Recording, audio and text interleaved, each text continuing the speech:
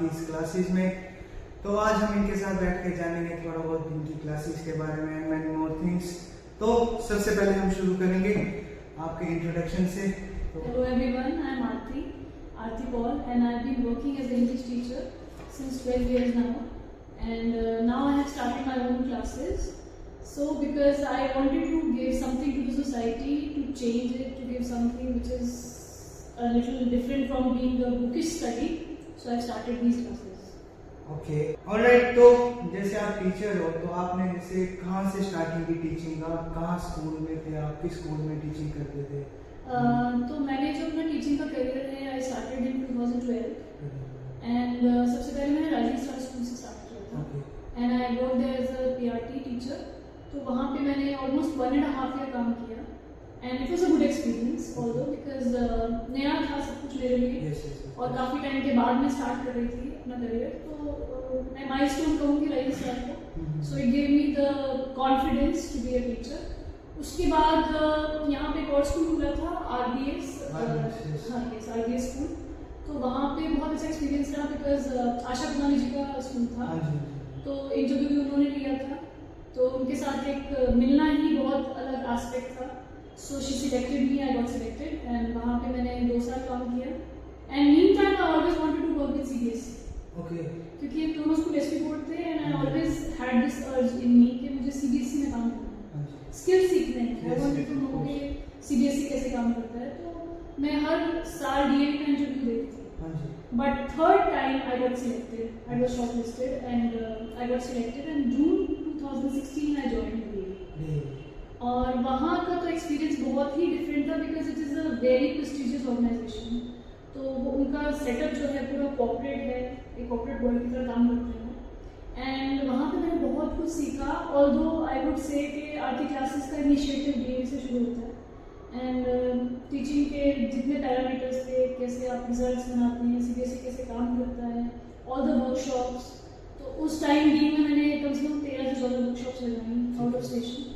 तो ये रहा मेरा टीचिंग का एक्सपीरियंस। और जैसे आप बता रहे थे कि आपने राइजिंग स्टार में शुरू किया, वहाँ पे तो मैक्सिमम छोटे बच्चे होते हैं, तो उनके साथ हैंडल करना, उनको पढ़ाना बहुत मुश्किल था क्योंकि आई स्टिल रिमेम्बर कि वैसे तो मुझे क्लासेस कभी बिलो 3rd या 4th मिली नहीं है, केजी क्लासेस मैंने कभी नहीं बनाई है, बट हाँ 3rd class I still remember कि मेरा शायद 2nd या 3rd डे था एंड मुझे अपना बच्चों के साथ मैनेज करना नहीं आता था। ऑल्दो मेरे अपने 2 बच्चे हैं, बट मैं इतनी क्लास में तुम कैसे मैनेज करो, इतने सारे बच्चे, शोर शराबा। तो मैंने जैसी क्लास एंटर की तो वहाँ पे सारे बच्चे कोई लंच खा रहा है और कोई अपने बैग पे तबला बजा रहा है, कुछ ना कुछ चल रहा था वहाँ पे।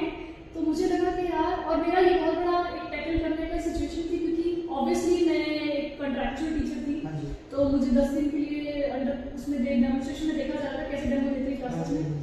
तो सर ने मुझे बोला था कि क्लास कंट्रोल करना पहले सबसे बड़ी बात है, पढ़ाना तो वो बात है। तो मैंने पता नहीं कहाँ से आई गॉट दिस आइडिया कि पहले बच्चों से दोस्ती करूँ। तो आई स्टिल रिमेम्बर कि मैंने वो एक कैडबरीज टॉफीज का एक पैकेट लिया मॉर्निंग में एंड उनके साथ मैंने थोड़ी दोस्ती करने की कोशिश की, बट वो बच्चे तो बच्चे होते हैं, वो उन्होंने खा के फिर भी दोस्ती करने को इतना नहीं मस्त हो गए। बट उनके साथ धीरे धीरे मैंने फ्रेंडशिप क्रिएट की, जो मुझे लगता है सीरियसली अगर आप सोचो तो टीचिंग में सबसे जरूरी चीज़ है बच्चों के साथ कंपैटिबल होना। जो मुझे लगता है कि why I was able to teach, और आज भी मैं कर पा रही हूँ क्योंकि मैं बच्चों के उस जोन में जा पाती हूँ जहाँ पे बच्चों का पढ़ने का मूड नहीं है तो चलो कुछ चिट चैट कर लेते हैं, बेटा तुम्हारे बारे में पूछ लेते हैं, तुम्हें अच्छा क्या लगता है, तुम्हारा फेवरेट फ्रूट क्या है, अच्छा मम्मी ने हमारा आज मूड खराब है, आज पढ़ना नहीं है, उनके साथ इंटरेक्ट करना, उनकी स्कूल के अलावा उसके बाद उनको बोला चलो आज थोड़ा काम करेंगे, आज ना हम सिर्फ 2 सेंटेंसेस लिखेंगे, काम तो करना पड़ेगा ना, फिर मम्मा बोलेंगे कुछ नहीं मिला है। तो इस तरह से उनको मोल्ड किया और बाद में वो बच्चे इतनी अच्छी टीम बन गई थी मेरे साथ कि मैं उनको अगर एक दिन में 3 पॉइंट्स भी करती थी तो वो 3 भी करते थे विद एक्शंस। तो वो मेरा मुझे लगता है बहुत सा एक्सपीरियंस रहा और उस वजह से ही डीएवी में मेरे को दिक्कत नहीं हुई। डीएवी स्ट्रेंथ बहुत ज़्यादा पर क्लास में 50 students and I was teaching till 8th। तो स्पेशली जो टीनेज बच्चे होते हैं वो तो बहुत ही रेबलेंट होते हैं कि नहीं करना है, तो उनके साथ मेरा यही रहता था कि बच्चों के उसमें जाके जोन में जाके पूछो कि बेटा आज क्या बात है, अच्छा मैम आज मैं देखो हमारे को ऐसे मैम ने बोल दिया हमारी क्लास अच्छी नहीं है, नहीं तुम्हारी क्लास तो बहुत अच्छी है, तुम लोग बहुत अच्छे हो। तो वो बच्चे आज तक मेरे साथ कहीं ना कहीं कनेक्टेड। तो this is about your teaching experience and आपने कितने स्कूलों में पढ़ाया, पर अब आपने जो आर्टिस्ट क्लासेस शुरू की है इसके बारे में थोड़ा कुछ बताएं। ओके, सो आर्टिस्ट क्लासेस का जो मेन आइडिया था वो ये था कि जैसे बच्चे स्कूल्स में पढ़ रहे हैं, किसी भी अच्छे स्कूल में पढ़ रहे हैं, इंग्लिश मीडियम स्कूल्स हैं, but when it comes to speak English they are not able. मतलब वो लिख पा रहे हैं, वो क्रैम कर पा रहे हैं, चीज़ों को रट्टा लगा रहे हैं, बट जब एक बेसिक्स ऑफ नॉलेज होती है इंग्लिश की तो उनको नहीं आती। चाहे वो 95 स्कोर कर रहे हैं, चाहे वो 100% स्कोर कर रहे हैं, तो कहीं ना कहीं वो नील है जब वो अपने आप को आउटस्पोकन नहीं शो कर पा रहे हैं, जब तक प्रॉपर बोल नहीं पा रहे एक्चुअली, तो वो this is of no use. तो मेरा जॉब छोड़ने का भी क्राइटेरिया यही था कि I really wanted to do something for the society. मुझे था कि मैं अपने एंड से टीचिंग में कुछ ऐसा पैदा करूं, कुछ ऐसा इंटरेस्ट के बच्चे जो हैं वो इंग्लिश बोलने से डरे नहीं। अभी आज भी अगर आप किसी बच्चे से पूछो कि बेटा अपनी इंट्रोडक्शन देनी है, तो या तो उसकी टांगें कांपेंगी या वो नर्वसनेस या वो रुक के बोलेगा। तो मेरी क्लासेस में ये रहता है कि जैसे क्रैश कोर्सेज होते हैं मेरे, तो उन 10 दिनों में बच्चों को प्लेस करवाती हूँ, उनको राइमिंग्स करवाती हूँ, उनको पोएम्स करवाती हूँ। जूनियर क्लासेस का अलग होता है, सीनियर्स के ड्रामास होते हैं। तो बेसिकली क्या होता है कि आप मौसम के बारे में लिखो, बताओ हाउ द वेदर आउटसाइड, हाँ कुछ भी पर बोलो, गलत बोलो पर बोलो, कोशिश तो करो एक्चुअली बैरियर आपको रोकता है उसको तोड़ने की कोशिश करो, क्योंकि वो जो आइस है हेजिटेशन की वो ब्रेक करनी है। तो कहीं ना कहीं मुझे लगता है English language is a global language. आपको इंग्लिश एक नेसेसिटी है, इट्स नॉट अ चॉइस कि आपको इंग्लिश आती नहीं आती, एक नेसेसिटी है, क्योंकि आप बाहर जाओगे तो एक गेटकीपर भी इंग्लिश बात करेगा, तो वो आपके लिए नेसेसिटी हो चुकी है एज अ सोसाइटी में, है ना। तो उसके लिए हमें किस पे काम करना है, बेसिकली हमारी पर्सनैलिटी पे। अगर हमारी पर्सनैलिटी कॉन्फिडेंट है तो हम कोई भी लैंग्वेज सीख सकते हैं, इट्स नॉट अबाउट इंग्लिश, हम कुछ भी सीख सकते हैं। बट बच्चों को confidence day by day and specially with the internet और ये जो लॉकडाउन का पीरियड रहा है इसमें बच्चे बहुत ज्यादा डाउन आ गए, क्योंकि उनका आउटस्पोकन एक्चुअली, तो उनका एक इंट्रोवर्ट नेचर आ गया है कि नहीं। तो जब भी मेरे अपने में रहने का और किसी से कुछ नहीं बोलने का, और कहीं ना कहीं एक्सप्रेशन खत्म हो गए, एक्सप्रेस नहीं आता था, तो वो चीज़ों पे मैं वर्क करती हूँ और बच्चे इंजॉय करते हैं। क्योंकि हम लोग कई बार क्या करते हैं, कुछ पार्टी कर लेंगे, क्लासेस में कोई पार्टी किसी बच्चे का बर्थडे है तो फिर 10 लाइन सब्जेक्ट के बारे में बोलेंगे, तो उससे बच्चों को थोड़ा कॉन्फिडेंस उनके जोन में जाके उनके तरीके से करवाती हूँ मैं, तो वो इंजॉय करते हैं, उनको ये नहीं लगता हम पढ़ रहे हैं। स्कूल में थोड़ा सा मेरे को बैरियर हो जाता था क्योंकि मुझे पढ़ाना ही पड़ता था, वहाँ तो स्कूल के जो लाइन यहाँ पे फन एक्टिविटीज के साथ पढ़ाई है, तो बच्चे जो है ग्रूम हो रहे हैं, उनको कहीं ना कहीं पर्सनैलिटी डेवलपमेंट की भी क्लासेस मिल रही हैं, तो वो कहीं ना कहीं उस हेजिटेशन को ब्रेक कर पा रहे हैं, थोड़ा थोड़ा करके कर रहे हैं। ये तो आप क्या की पर्सनैलिटी डेवलपमेंट, और क्या क्या कराते हो आप? एजुकेट क्लासेस होती हैं, the way you dress up, the way you talk, what is your body language, what is your facial expression, because हम किसी भी लैंग्वेज को कैरी करते हैं। क्योंकि आपने देखा होगा कि आपको कोई ऐसे बोले कि बेवकूफ, तो आपको इतना बुरा नहीं लगेगा, आपको लगेगा बेवकूफ नहीं, तो आपका एक्सप्रेशन एक्चुअली। तो कई बार क्या होता है कि आपकी रिप्रेजेंटेशन से ही आपको लोग आने वाले टाइम में इतना कट थ्रोट कॉम्पिटिशन है कि बच्चों को हर जगह कॉम्पिटिटिव एग्जाम्स देने हैं, तो कोई जीडी राउंड तो करना ही है, ग्रुप डिस्कशन का क्लियर करना ही है, तो वहां पे जाके क्या होता है उनके एक्सप्रेशन भी नहीं, तो वहां जाके उनकी जो 90-95% की जो चीज है वो खत्म हो जाती है, टोटल खत्म हो जाती है। तो बेसिकली उसके लिए लेडीज भी हैं मेरे साथ, तो I am amazed to see that some ladies are also there जो मेरे से क्लासेस ले रही हैं, एंड दे बेसिकली उनको किटी पार्टीज में जाना है या उनको बाहर जाना है कहीं, तो वो उनके बच्चे बाहर पढ़ रहे हैं बोर्डिंग्स में, तो वहाँ इंग्लिश चल रही है, तो अपने वो कैरी नहीं कर पा रहे हैं, उनको लग रहा है कि हम कैसे बात कर रहे हैं, क्योंकि वहाँ बहुत सारे पेरेंट्स बैठे हैं। तो वहाँ पे जाके वो इन क्लासेस के through they are able to manage themselves, अपनी जो हेजिटेशन है उनकी वो सारी खत्म हो जाती है, और कहीं ना कहीं वो उस चीज को मैनेज कर पा रहे हैं कि इंग्लिश बोलना एक क्लियर नहीं है, हम बोल लेते हैं, just a language, just a language. तो actually is just a language, is that कि अगर उसको कितनी अच्छे से फन के साथ सीखते हो तो आपको ज्यादा अच्छी लगेगी। या फन वे में जो चीजें जैसे एक्चुअली मैं आई एम अ बिलीवर जो बिलीव करती है कि प्रैक्टिकल चीजें थ्योरेटिकल से ज्यादा इंटरेस्टिंग होती है, जितना प्रैक्टिकली कोई चीज करो थ्योरी वहां जाके फेल होती है, तो वो मेरी क्लासेस का रहता है, वो हमेशा से रहा है। पहले भी मैं थोड़ी बहुत ट्यूशन लेती थी, तब भी मैं बच्चों को यही करती थी कि उन उनकी जोन में जाके कोशिश करती थी कि कहाँ ये बच्चा जो है एजुकेशन, अभी मेरी रिसेंट क्लास में एक लड़का आया था 10th क्लास का, एंड पेरेंट्स ने बोला कि जब गेस्ट आते हैं तो ये बाहर भी नहीं आता, अपनी इंट्रोडक्शन भी नहीं देता, और आप मानोगे वो यहाँ पे प्लेस करके गया है। हाँ, और जब मैंने उसके पेरेंट्स को वो वीडियोस भेजे तो दे वर अमेज्ड, और वो बोल रहे थे कि हमारा बेटा है। और वो लड़का खुद परेशान था, और जब उसने लास्ट डे, क्योंकि I always ask for feedback, हमेशा मैं बच्चों से फीडबैक लेती हूँ, क्योंकि मैं ये सोचती हूँ कि बच्चों से मैं जानना चाहती हूँ उनको क्या कमी लगी, ताकि मैं अगली बार बच्चों की मर्जी का करूँ। मेरी खुद को भी it's not a teacher oriented academy, it's a student oriented academy. यहाँ पे बच्चों की चलती है। तो यहाँ पे बच्चों की चलती है, बच्चे बोलेंगे ना ऐसे करना है तो ऐसे करना है। तो जब मैंने फीडबैक लिया उससे, एंड वो जब बोल रहा था खड़े होकर, तो मुझे इतना अच्छा लगा, क्योंकि वो ये कह रहा था कि मैं जब आया था मुझसे हेलो नहीं हो रही थी, और आज मैं अपने पापा से बात करता हूँ, मम्मी से बात करते हैं, मैं इंग्लिश में करता हूँ, गेस्ट आते हैं मैं बाहर आता हूँ, सब्जी लेने मैं खुद जाता हूँ। तो वो मेरा एक ब्रेक हो रहा है, और मुझे I am very thankful to Aarti classes कि मैम ने वो कॉन्फिडेंस मुझे दिया। तो बेसिकली मेरा सारा जो कंसंट्रेशन है इट्स ऑन द चाइल्ड। मैं अपने आप को भी पीछे रख के बच्चों को पहले रखती हूँ, बच्चों का मूड कैसा है, बच्चे क्या करना चाहते हैं, उनका इंटरेस्ट कहाँ है, एंड आई टेल यू बच्चों को बहुत स्पार्क होता है, बहुत नॉलेज होती है, और बहुत इंटरेस्ट होता है। आजकल की जो जनरेशन है ये तो, अरे मैं अपने स्टूडेंट्स को हमेशा से क्लास में भी बोलती थी कि तुम लोग हमसे 10 कदम आगे हो, हमें फोन चलाना तुमसे सीखना पड़ता है, दैट मींस तुम लोग सुपर ये बताओ कुछ, ये हमें नहीं आता। अभी मुझे अपना फोन इतना अच्छा चलाना है, मुझे अपने बच्चों को पूछना पड़ता है, लेकिन मैं स्टूडेंट्स को पूछती थी बेटा ये कैसे करना है, जैसे ऑनलाइन बोर्ड की क्लासेस होती थी, पर हमको सिर्फ ये बोलते हैं बेटा एक्सपीरियंस में हम तुमसे बड़ा आ गए, तो तुम हमें अपनी वो चीज़ दे दो, हम तुम्हें अपनी ये चीज़ देते हैं, तो उससे क्या होगा कि बहुत अच्छे से गाड़ी चलेगी।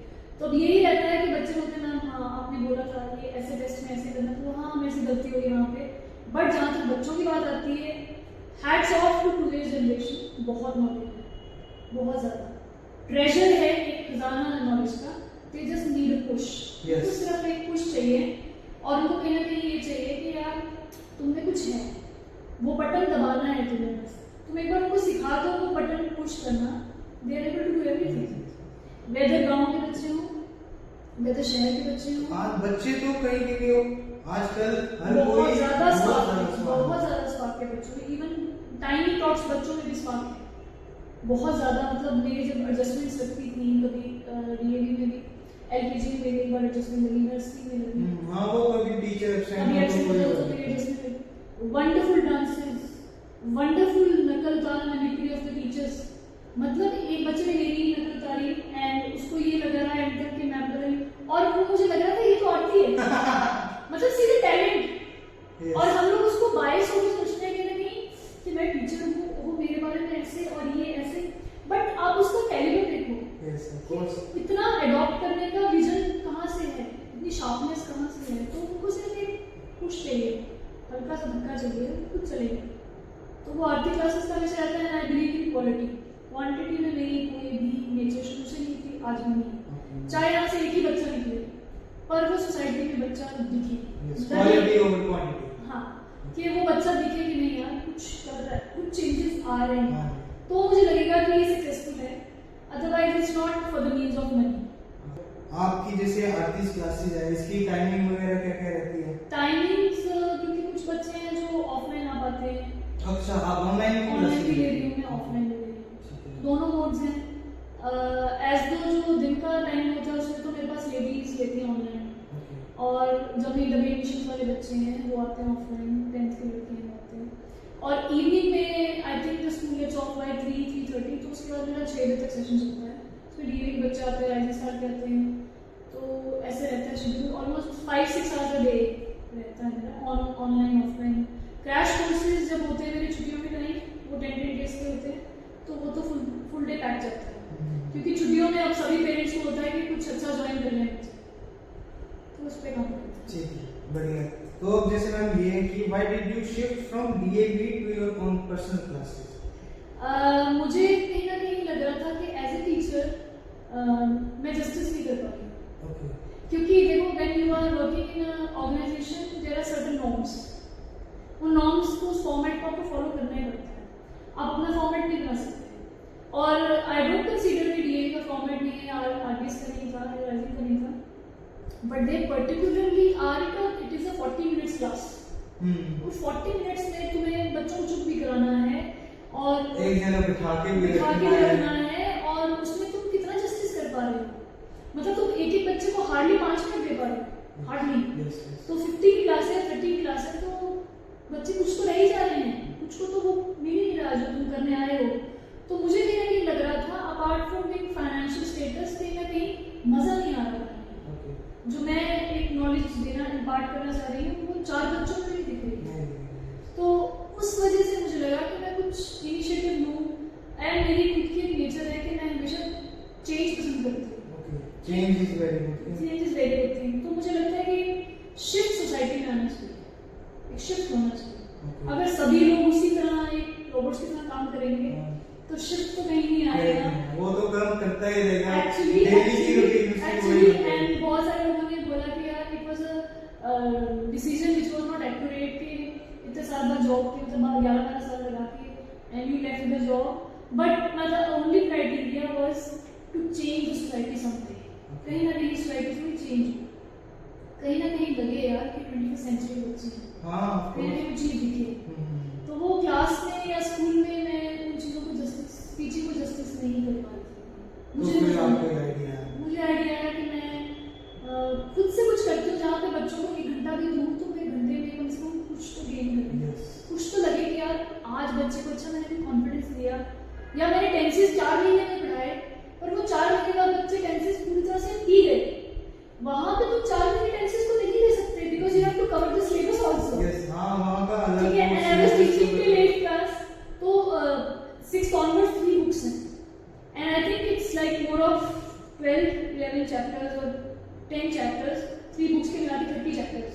ठीक है, and 1 chapter almost takes a week something, और आपको पूरे स्कूल के सर्कल में 365 डेज में छुट्टियां नहीं आएंगी, सब कुछ आएगा, and you have to report to your boss कि सिलेबस खत्म क्यों नहीं हुआ भाई, बिकॉज़ उनको तो सिलेबस चाहिए, इसका एग्जाम्स आएंगे, एग्जाम के लिए फर्स्ट टाइम के लिए अलग से एक्चुअली तो मुझे ये लग रहा था कि ये तो भाग दौड़ हो रही है यार, कहीं ना कहीं एक फिल इन द ब्लैंक्स से भरे जा रहे हैं कि मैं इंग्लिश टीचर हूँ, मैं पढ़ा रही हूँ, मैं लेक्चर दे रही हूँ, बच्चे सुन रहे हैं, मेरा सिलेबस हो गया बस। मेरी जो अलग से इनर सोल की वॉइस थी कि क्या ये बच्चों को चैप्टर समझ आया, क्या मैं इनको एक्शन के साथ समझा सकी, क्या ये चैप्टर बटरफ्लाइज के बारे में था, क्या बच्चे जिस तरह से मैं समझा रही थी इमेजिन कर सके बटरफ्लाई को। अब देखना वर्ल्ड में जितने भी लोग हैं, जितने लोगों ने भी लिटरेचर लिखा है, जितने लोग भी इस लाइन में रहे हैं, टॉप टीचर्स हैं, टॉप लोग हैं, जितने भी एजुकेशन में रहे हैं, उनका क्राइटेरिया हमेशा रहा है कि एक्सप्रेशन कितना उस चीज़ को ले लें, बजाय इसके कि वो थ्योरी में काम करती है। अब मैं भी आपको बोलूँ कि आप यहाँ से चल के जाओगे, वहाँ पहुँचोगे, वहाँ बहुत सुंदर है, पर जब आप तक चल के नहीं जाओगे, सारी चीज़ें नहीं देखोगे, आप मुझ पर क्यों विश्वास करोगे?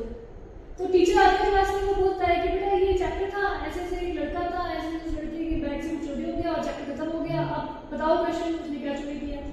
अब बच्चे तो उस चैप्टर में इन हुए ही नहीं ना, बच्चों को तो बहुत क्यूरियोसिटी, तो बच्चों में ना क्यूरियोसिटी होती है बड़ी ज़्यादा, उनको हर चीज़ की क्यूरियोसिटी है, उनको क्यूरियोसिटी जगानी पड़ती है। वो चैप्टर है, ऐसा हुआ, अब बताओ तुम क्या करते हो, तुम हो, तो वो रियलिटी में ये विजन इमेजिन करेंगे कि मैं वो लड़का हूँ, तो वो चैप्टर में ना उनको रटने की जरूरत नहीं पड़ेगी, एक्चुअली उनको क्वेश्चन आंसर याद करने की जरूरत नहीं पड़ेगी, they can frame their own answers. Teacher उनको जो बोर्ड में करा रहा है वो रट्टा मारने की जरूरत नहीं पड़ेगी, और उनकी ग्रामर क्लियर होगी, टेंसेस क्लियर होंगे, तो वो अपनी मर्जी से आंसर लिखेंगे। तो इन चीज़ों में वर्क कर रही हूँ, still I am working on it.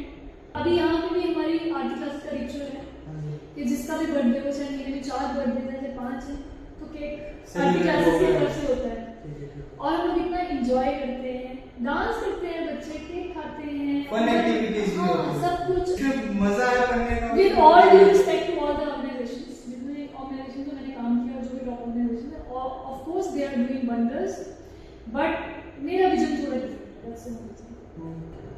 तो अब जैसे आपने सब कुछ अपने बारे में बताया, अपनी क्लासेस के बारे में बताया, अपना एक्सपीरियंस बताया, तो एनी मैसेज हमारी कोई सोसाइटी को आप देना चाहें?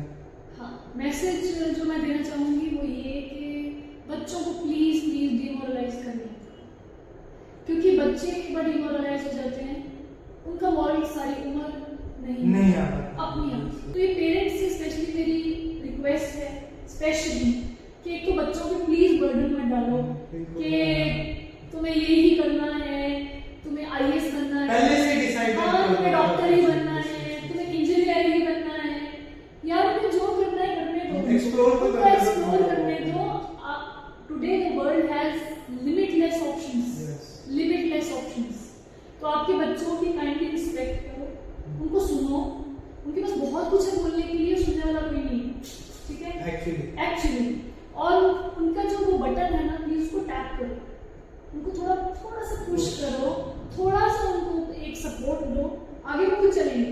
ऑलराइट गाइस, ये थे हमारे साथ आज आरती क्लासेस की हमारी आरती जी, इनके साथ हमने थोड़ा बहुत बातचीत की, काफी अच्छा लगा हमें बात करके, काफी कुछ जानने को भी मिला हमें इनसे। आई होप आपको ये व्लॉग कम पॉडकास्ट आपको पसंद आया हो, एंड इसको जितना हो सके लाइक कीजिए, शेयर कीजिए एंड सब्सक्राइब कीजिए, अपने घर वालों को दिखाइए, अपने बच्चों को दिखाइए। तो काफी जरूरत है। अगर आपको इनकी क्लासेस भी लेनी है तो मैं आपको इनका लिंक डिस्क्रिप्शन में डाल दूंगा, आप इनसे कांटेक्ट कर सकते हैं, आप मैसेज कर सकते हैं, पूरी डिटेल आप इनसे और भी जान सकते हैं। And thank you very much लोग देखने के लिए, थैंक यू, आपका भी बहुत अच्छा लगा आपसे भी बात करके। तो चलो आपको मिलते हैं अगले ब्लॉग के साथ, अगले पॉडकास्ट के साथ, तब तक के लिए गुड बाय, थैंक यू।